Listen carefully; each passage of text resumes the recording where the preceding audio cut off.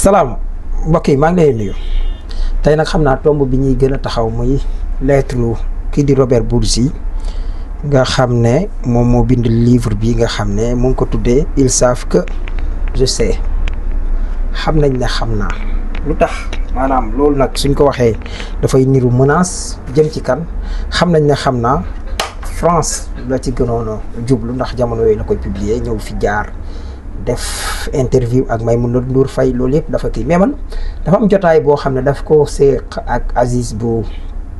A5 motivation di waajoo xam ne man bokk na ci ñi nga xam ne dama leen di topp dama leen a apprécier xam naa rek ñu dem ci kii bi illustré ko ak benn vidéo bu mu fa def tuuti ñu ñëwaat bismillah. Mais il y a un élément qui m'a touché dès le départ. Et cet élément, c'est à mes parents qui m'ont montré la route. Qu'est-ce que vous pourriez dire par rapport à cette phrase? J'ai dans 2 jours 80 ans. 1945 la judd. Et croyez-moi, Aziz, mes parents vivent toujours, pas en moi, mais à côté de moi. Voilà li ma ci yittewoo mooy ne kii nga xam ne moom mooy baayam di Mahmoud Bourgi daf ko inspiré Mahmoud Bourgi nag ci nu mu ko nettalee am na ci téere bu mu ko bind téereem boobu mu ne baayam dafa nekkoon ci quartier Liban yi nga xam ne doon nañ bund xataal jurit ya fa nekk mu mujj dem am benn magam boo xam ne dem na Amérique mu mujj dem France mais bi mu demee France mag ji bind ko wala yu demee noonu mu war a fekk ji magam ji nee na far gaal gi teer fii ci Dakar bari na ci libanais yi bëri loolu lañ lay wax da ngay gis Soham El Wardini sax lu mel noonu la wax moom bi mu koy expliquer daf ne maamam dafa ñëw fii ñu war leen a yóbbu far gaar gi rëcc ñëw fii ñu wàcc nee na loolu moo leen fi indi loolu version Soham Wardini la bëgguñ ci taxaw mais moom dafa ñëw ne baay ji dafa ñëw dañu escale nee na biñ escale mu mujj ñam gu Dakar daal dem di liggéey ci benn libanais boo xam ne mi ngi woon Wakaam takkoon soxna libanais soxna sénégalais bi mu nekkee foofu lay doog a jege fii ci avenue de la République muy wax ne ci foofu sax am na benn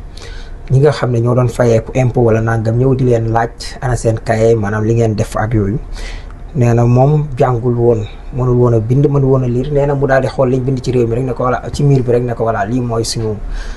suñu li dugg ak yooyu kooku daal di gis nee na ree dellu li tax tubaab boobu ree dellu nag dinañ ci ñëw tuuti par rapport ak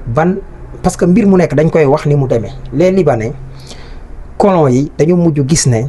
surtout parce que ne ci beneen kii bi ngeen di gisee loolu dañu mujj gis ne digganteem ak noir yi faaw ñu am lu ñu fi doxale ñu tànn libanais yi doxale ko seen diggante maanaam bu fekkee ne tubaab yi ñu ngi yoroon commerce bi dem ba mu yàgg di gën a kii ci industrie mais da nga gis buñ poussé fu tubaab pousse rek libanais lañ fay teg libanais boobu di mën a dox seen diggante ak ñoom yu demee noonu maanaam sénégalais yi tàmm ci sonn man ba ci bu yàggul rek sama benn baay Mamadou Gadiaga di woon sama xarit waxoon na ne bu njëkk temps Senghor pont boo ko daan jaay fii ci pàkk Lambaye da nga koy nëbb da nga daan ñëw nee na yor pont bi yegg si wala nga gis ko li nga yor daal nit di ko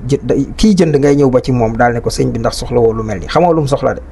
mais bu ko defee bu ko intéressé mu doog laa jaay ñi woon a xalaat teg ci table waxantuma la ak nangam te pourtant libanais yi dañ daan teg ci table ñuy persécuté bawal yi rawatina surtout ñoom ñoo njëkk a génn surtout lu demee ci domaine électricité mën naa leen a wax ne ki njëkk a jaay lu aju ci électricité di sénégalais qui s'appelle Mame Dame Mbodj bi mu wàccee liggéey ak léegi yàggut dund na téeméeri at yu teg waaye dañ leen daan persécuté parce que loolu dañ ko réservé woon exclusivement pour les libanais gars yi dañ daan dem bool di fori ay récupération di ñëw ay pajaas di jaay ba loolu am ñi gën a gàntal France Afrique wala rawatina ci Sénégal ñi commencé woon di ko tax moo tax kooku lañ njëkk a bundu xataal muy sëñ Touba Seexul Xadim sëñ Touba boo xoolee sëñ Cargaan bi mu koy tàggu dénk yam ko dénkoon ngeen xool ne maanaam sénégalais yi ci surtout ñi nga xam ne des bool rawatina murid yi nga xam ne ay seexu murid comme sëñ Cargaan ak yooyu dañu ñëw boo xante ak gars yi lañ ca man di ko def nekk menace ci ñoom ba tey daanaka fu mu naar jógee Ngalandou Diouf tey boo demoon Ngalandou Diouf léegi li fa nekk ay butigu naar bareetut donte ne ñoom ñu ngi demoon ci usines yi ak yu demee noonu comme ni tubaab yi defoon rek loolu da ngay gis mu am mais dama bëgg ñu ñëwaat fii parce que faaw ñu xool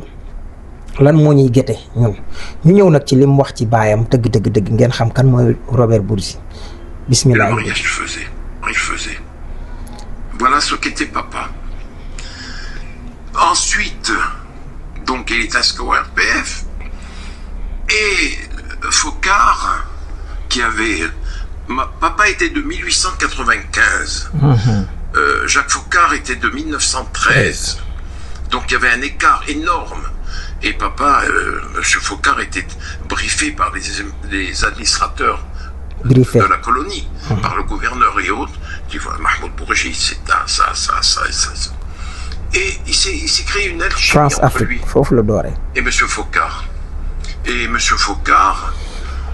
en des termes que je ne connais pas, lui a fait comprendre que le RPF du général de Gaulle, créé en 1947, n'arrivait pas à subvenir aux besoins de la politique du général, qui traversait son désert de général. Et voilà que papa se met à convoquer tous les Libanais du Sénégal et les Libanais qui venaient dans la capitale, Dakar, faire leurs provisions. Il leur disait, voilà, il faut financer le RPF du général de Gaulle. Les Libanais de Côte d'Ivoire, du Soudan, c'était le Soudan, de la Haute-Volta et compagnie, bon, ils écoutaient papa, mais de Gaulle, ils ne savaient même pas qui c'était. Mais l'argent rentrait. Et une fois ou deux fois tous les trimestres, M. Foccart venait avec quelques responsables du RPF et repartait avec l'argent. Il n'y avait pas de traque-fin à l'époque, il n'y avait aucun contrôle. Et voilà comment papa est devenu un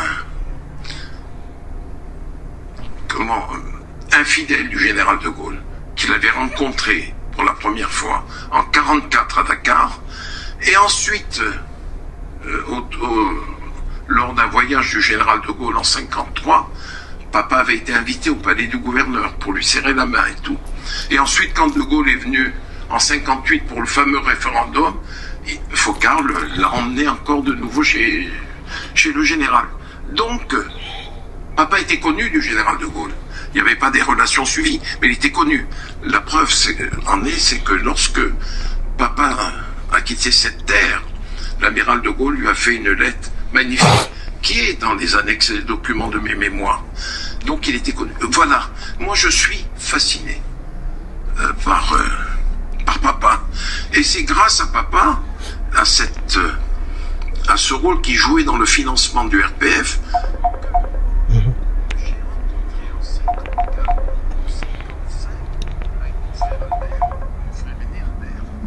nous avons rencontré à l'hôtel de la Croix du Sud,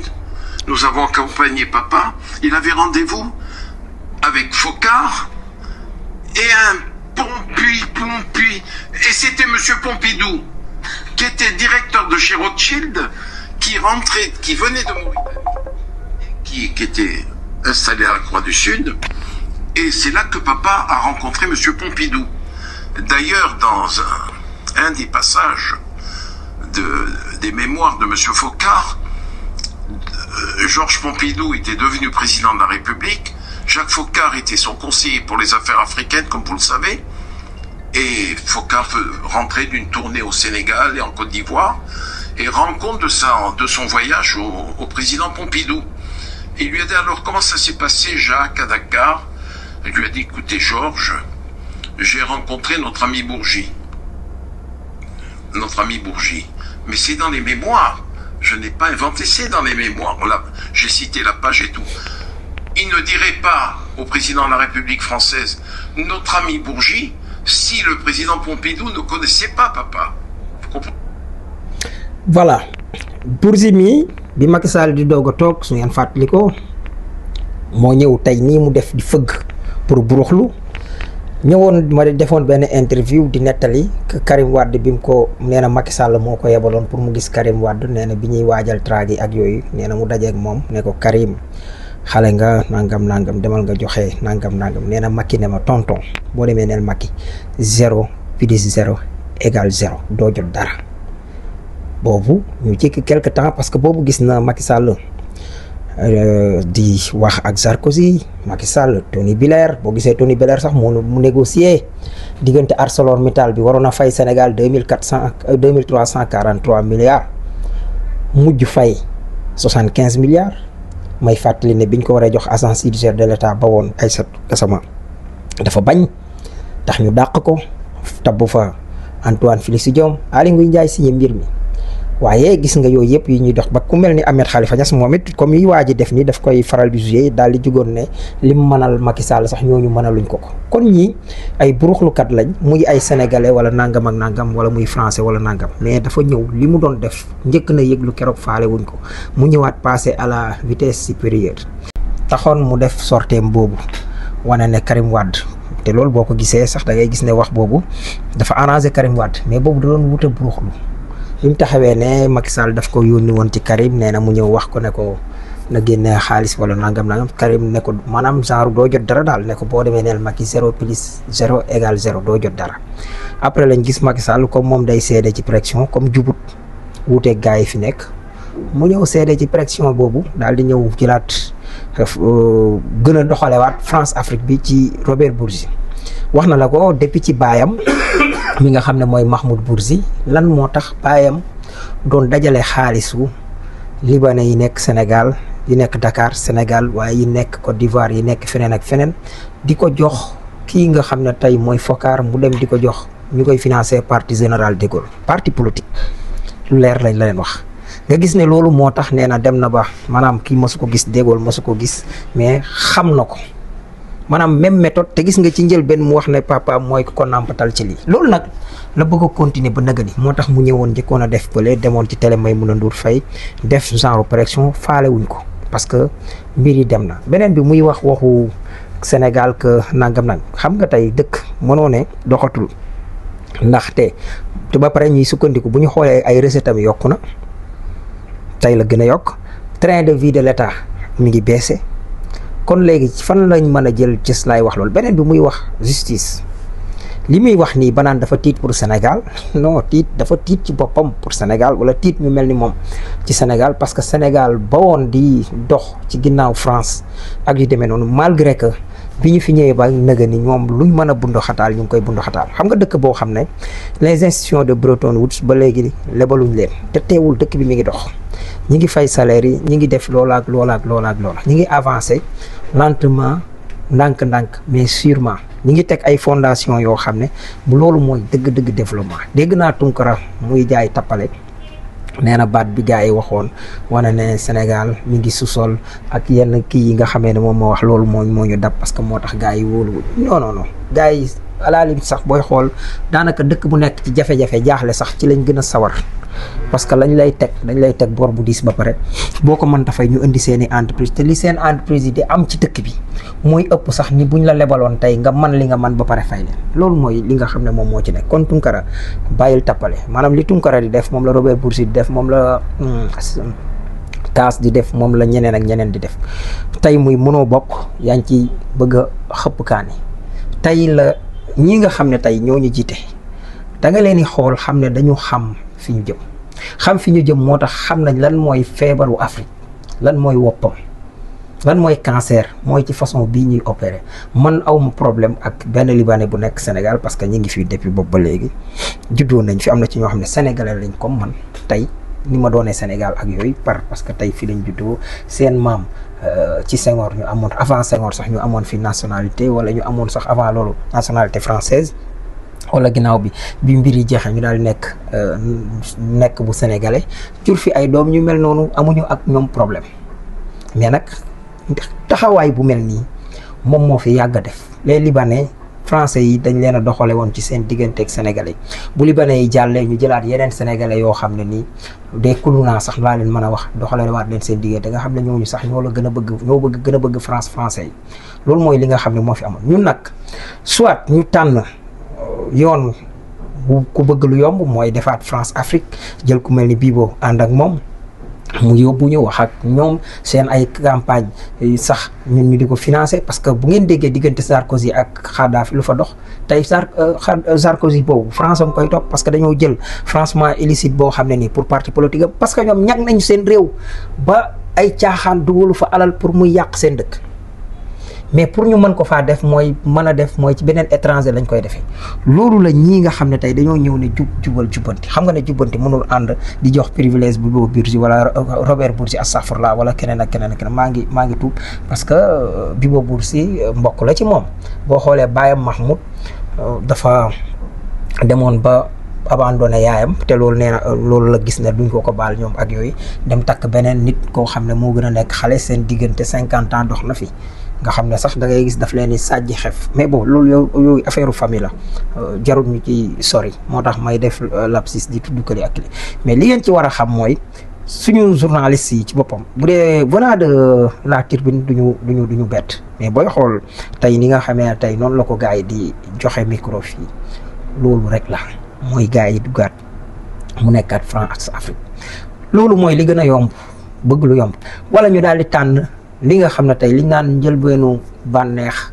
njëlbeen ga day diis boo ñemee bànneexu soo ñemewul doo dem bay bànneexu comme disait Ndongo Lo mooy tey dañu dem xamal yeewu nañ ànd ak yeneen africains yi yeewu di yeewaale suñu ay moromu Afrique wax leen ne bauxite boobu di tëdd ci Guinée moom ci boppam la France soxla pour am aluminium defar ci ay train defar ci leneen ak leneen ak leneen fer boobu nekk Guinée la France soxla pour defar ci ay train ba tey muy acier bi te noonu la amee Sénégal parce que Sénégal li mu ci am Guinée 4 fois la am Sierra Leone am 10 fois plus que Guinée bauxite boobu lañ teg mais or boobu nga xam ne France a ngi ñëw nekk 4e puissance en or réserve en or te toq wurus feeñut ci dëkkam lan moo ko jox or boobu li nekk Mali li nekk Guinée li nekk Niger li nekk xoolal Iran ñoom bi muy taale réacteur nucléaire yi pour di ci mën a jëlee courant fan la koy jëlee Guinée Niger di dugg ci dundu délestage bu dul jeex moo tax bi Niger France seppee loxoom ci Niger tàmbali na am ay jafe-jafe ci ay coupure ak yu demee noonu it nga ko mën a waxee dëkk yi nga xam ne seen port Vincent Bolloré nekk fa di fa teg tànk ak yi yëpp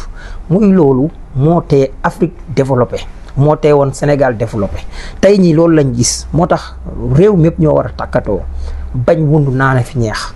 ñu mel ni Bougane ni comme bëgguñu Sénégal seen bopp doo nga leen ñor moo tax ñuy def promotion Bibo Bourgi bëgguma di wax ci askanu nit mais parfois histoire dafa baax ñu koy relater les faits parce que fii Sénégalais yi daawuñu laal yenn liggéey libanais yi ñoom ñoo ko daan liggéey ñoo ko daan jëflanteeg administration bi soo tegee sa palaat sax boo ko yoree parce que man li ma leen wax sànq ni sama maam ji ma ko wax lu wér la boo masaa da ñëw pàkk fleuriste bale di romb nit ñi nee nañ ñeme woo di jaay génne li ngay jaay xalaatoo loolu teg ko ci cantine maanaam taabal sax ñeme woo ko laal wala di ambulant nii rek dañ la daan jàpp waxuma nag man bu ma naan ambulant waxuma ko teg tablier wala nangam yor ambulant di wër nii dañ la daan jàpp nee na da nga daan toog nii ci pàkk bi loolu sax mooy comme loolu moo prospéré di continuer li ñuy wax phénomène nuuru maan loolu moo ko fi indi maanaam li nga gis gars yi di nuuru nekk ci marché nga ñëw ñu ne la looy wut nangam ñoo xam ne yoruñ sax boutique wala nangam loolu moo tax Sénégal xam loolu noonu lañ daan def boo ñëwee ñu gis ne ñëw nga fi dimanche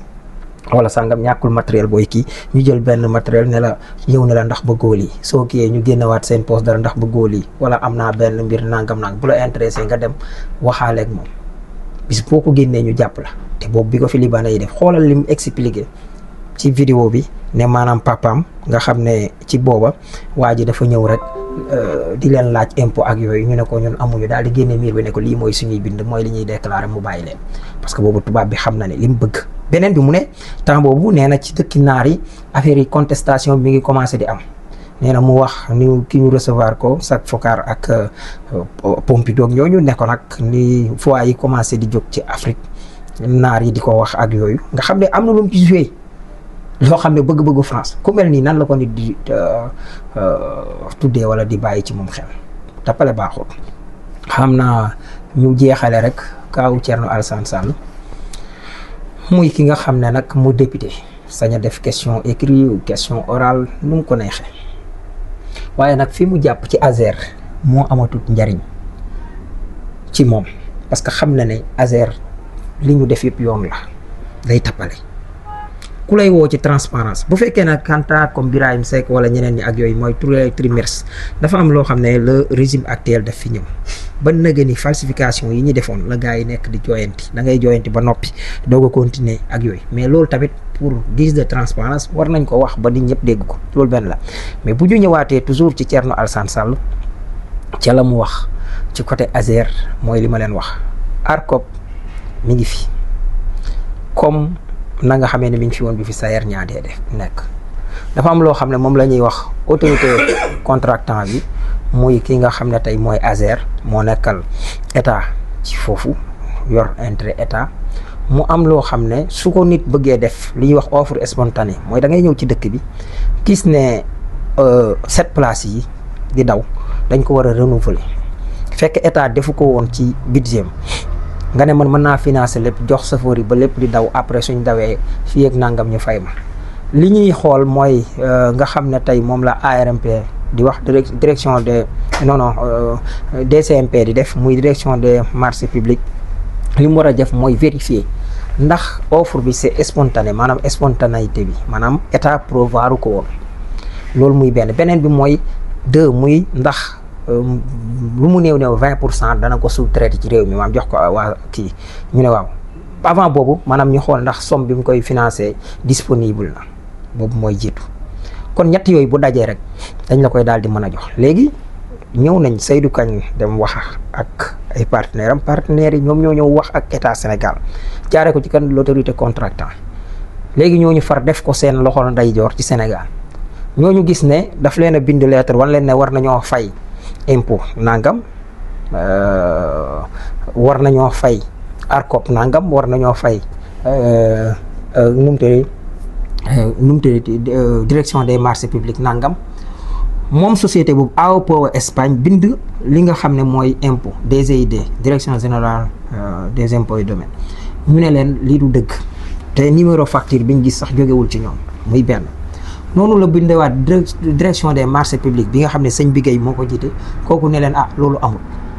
mu bind ARCOP bi Sayer ñaa kii woon ARCOP tontuwul kon la ñee deful ndax kii daf koo def ak luy tappale yi léegi ñoom moom mu daal di wax ne bis ni ki tey état Sénégal kii yónneetuma ko wala nangam ñoom ñaar la